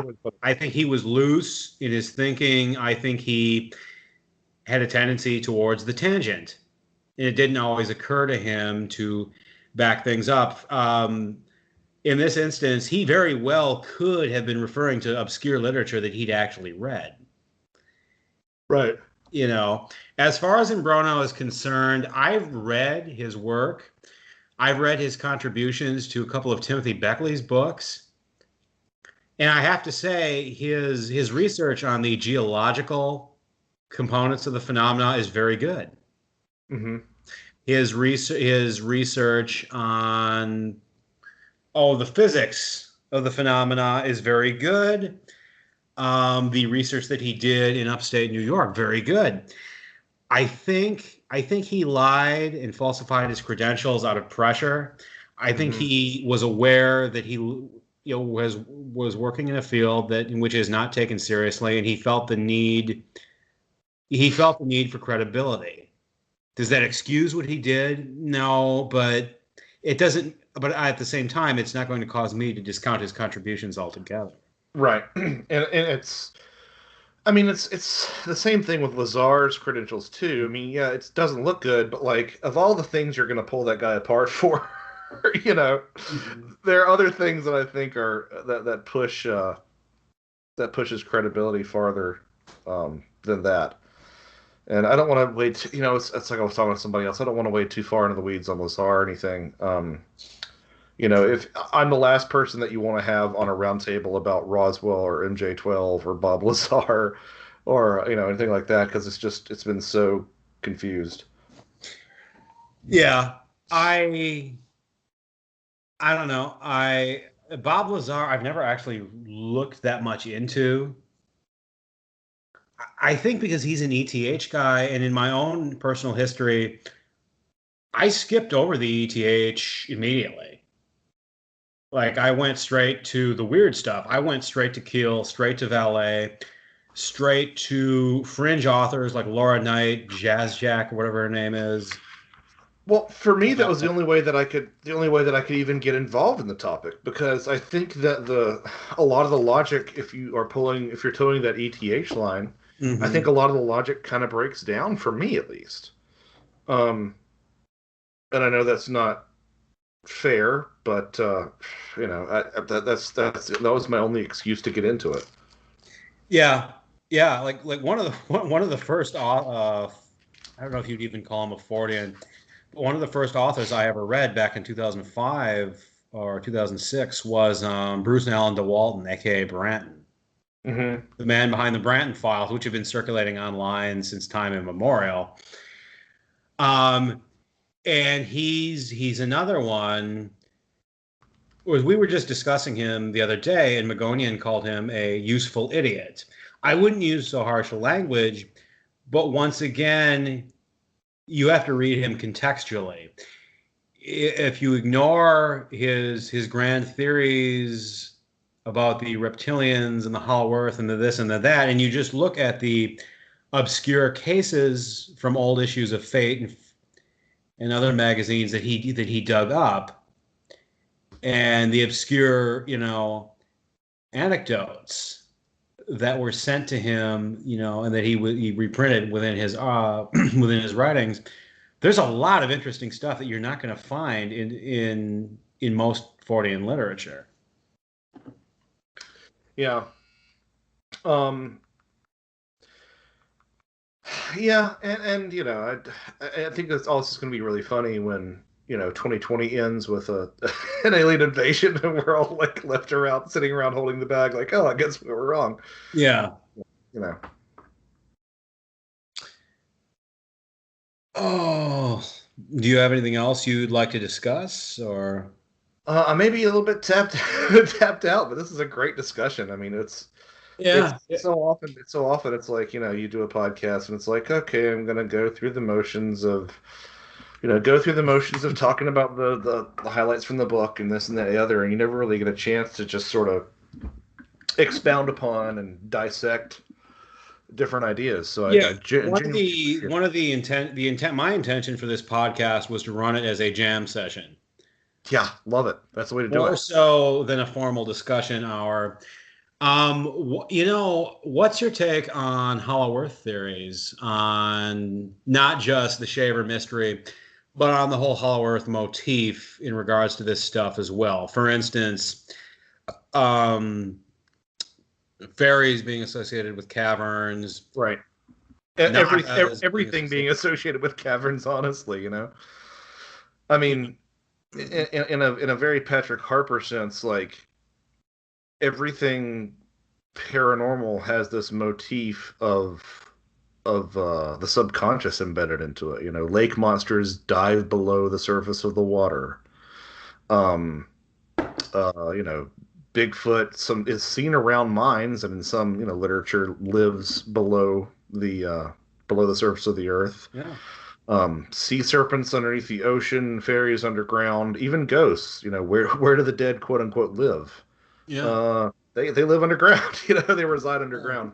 So, yeah. So continue your statement. I was just gonna say, so like on a mythopoetic level, it really, I think it has something to do with that sort of subconscious concept. In terms of there being a literal hollow earth, I mean, there's a lot of compelling stories out there, and a lot of compelling, I would say, anecdotal evidence about how you can sort of vaguely map underground cave systems in the eastern U.S. to sightings and to missing 401 reports, sort of Hellier style. Yeah. But so there might be some sort of reality in that. I think that it's far too coincidental that you have all this, and you also have these stories of Catabasis, the idea of a being or a human venturing into the underworld as an otherworld sort of attempts to gain knowledge or wisdom or to rescue someone and then returning back, oftentimes failing. The story of Orpheus and whatnot. I think it's too much of a universal motif for there not to be some sort of basis to it. Yeah, once again, I always look for parallels. No matter how loose. I think of Imbrogno's work with geology. I look at Native American beliefs of spirits living literally in rocks, inhabiting rocks. Mm-hmm. I look at the biblical story, the Witch of Endor, seeing beings rising from the ground, from the earth. Yeah. And again, it's hard not to piece those together. Oh no, absolutely. There's something. I mean, I don't put a lot of stock into the Dulce stories. I think they're a cover for a lot of very human activity. Yeah. But the area is weird. I mean, I'm not going to deny that the area has a lot of strangeness around it. But again, the fact that for pop culture to take something as exotic as extraterrestrials and shove them into this underground motif, I think speaks to the power of the trope. Well, one of the very first authors that I ever read was W.M. Michael Mott. Who's really only produced one work. Caverns, Cauldrons, and Concealed Creatures. Yeah. Yeah, I remember reading that as a teenager, and that really, not only did it really make sense to me, but it really set the imagination alight. And it's unfortunate that he, not only that's the only book he's produced, but that he's so marginal within Forteana. I can't. Do you mean politically marginal, or in terms of his output, or what? Yeah, marginal just in terms of his appearances. Yeah. I think I've heard him once on Timothy Beckley's show. I've heard him once on Binaural of America, once on Higher Side Chats. But still, most people, even like hardcore researchers have never heard of him, and that's a damn shame. Well, and he leaves an impression, though. Oh, definitely. I think most of those individuals that you mentioned have mentioned him subsequently. Yeah. I've cited that book in some of my work as well. It's a good compilation of stuff. Yeah, yeah, and like I don't want to criticize Mac Tani's. It's a damn shame he died as young as he did. But as many have pointed out, his book, The Crypto-Terrestrials, it's not that great. And I understand that he didn't intend it to be that great. He was very honest that this is a loose speculation. But I do think that Mott tackled the same subject matter much better. I've never really thought about comparing. I've never really thought about comparing the two. Oh, they're the only two writers who specialize in Hollow Earth lore, to my knowledge. So I naturally do that.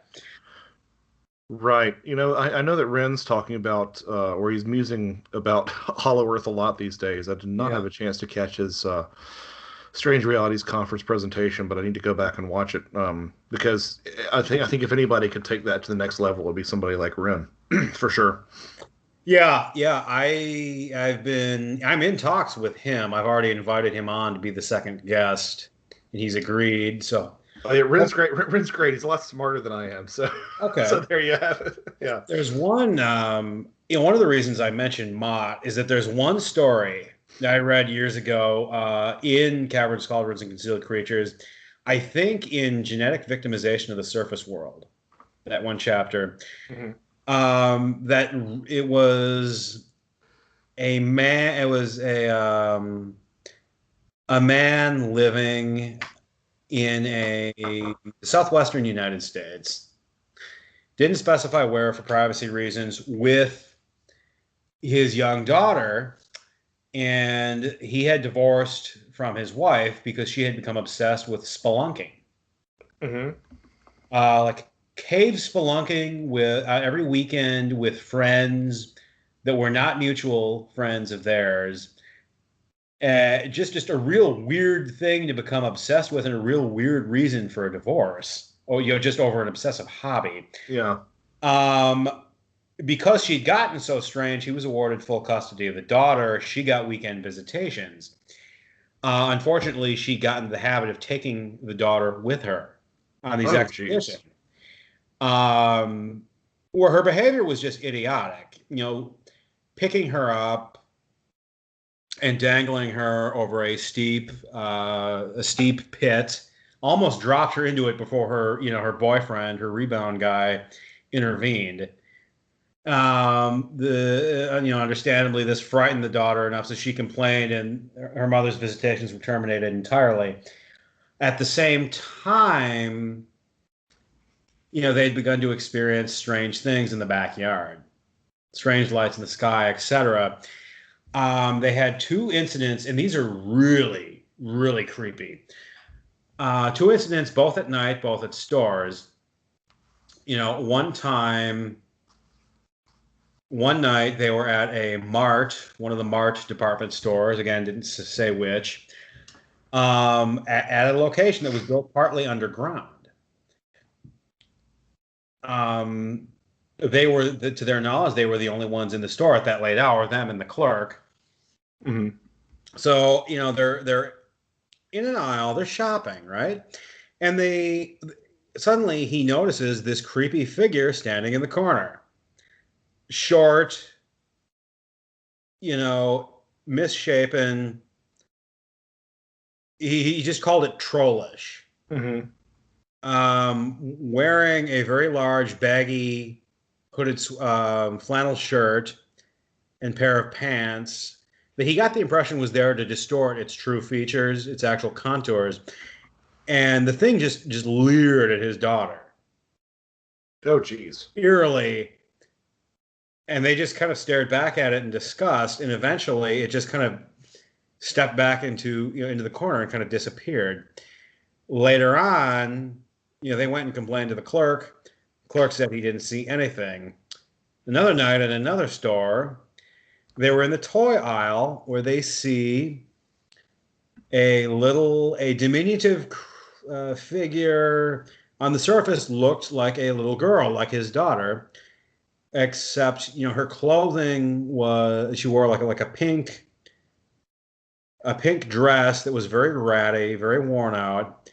Her skin was very pale, body very underweight, and she had large black wraparound eyes. Oh, wait. So this was an entity, not a toy, right? An entity, yes. Okay. At first, he thought it was just like an unfortunate child, etc. And then when he got a closer look at it, he thought, okay, no. The thing started walking towards his daughter as if to approach her. He, grabs the daughter, tosses her in the shopping cart, and they just head out of there. Went to complain to the clerk. Again, the clerk had not seen anything. And it's like, once again, you have this combination of familiar factors. You have creepy entities. You have a Fey-like interest in children, or in one specific child. You have a cavern, a subterranean component.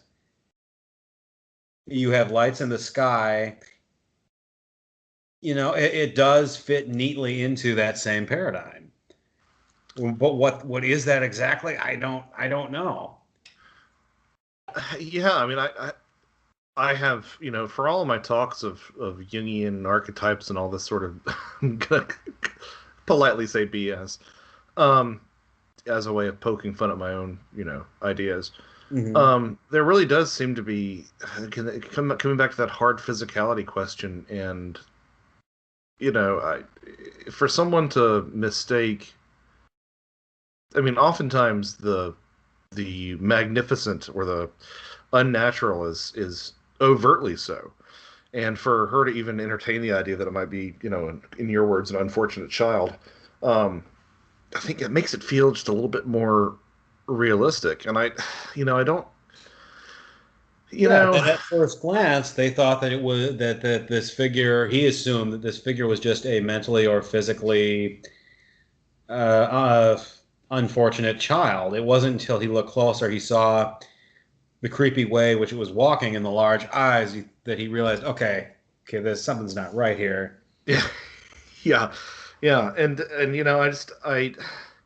I think that these themes are just so strong that I have to wonder if once we make it to space, if we ever do as a spacefaring civilization, mm-hmm. I think that we'll run into new bodies of mythology that we are either presented with by an objective other or fashioned for ourselves, mm-hmm. that talk about beings interested in children and having some sort of underground motif in a completely different way. I don't know how we could contextualize it in a different way, but going from creatures under the ground to creatures out in space. I mean, maybe that's when the interdimensional hypothesis will truly take flight, so to speak, is once we're actually a spacefaring race. Mm-hmm.